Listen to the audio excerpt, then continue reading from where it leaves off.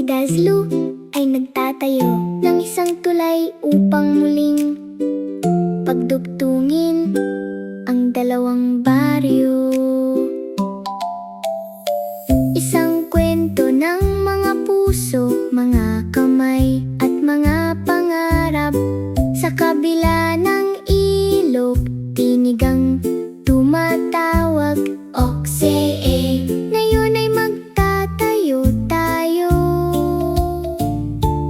ng tulay para sa lahat. Ang umaga ay kumikislap sa asul na tubig. Ang mga kaibigan ay nagbabayad mula sa malayo, ngunit hindi makatawid. Ang mga papel na bangka ay nagpapalutang ng mga pangarap. Oksee, miss ka namin, sabi nila.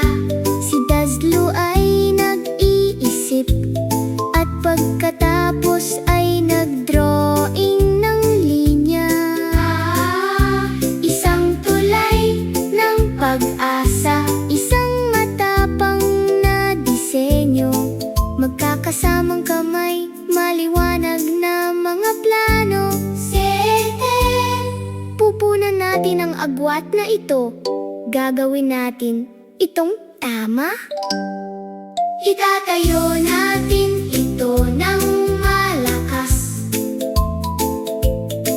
Itatayo natin ito ng totoo.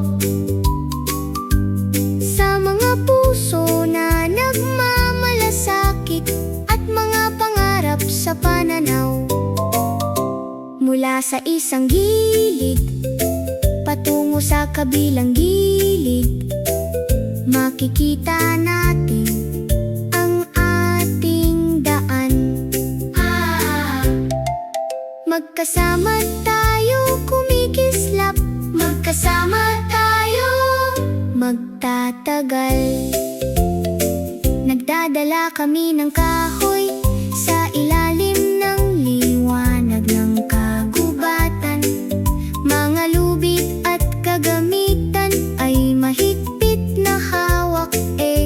Ang mga bangka ay dahan-dahang dumadaan sa mga pilak na agos.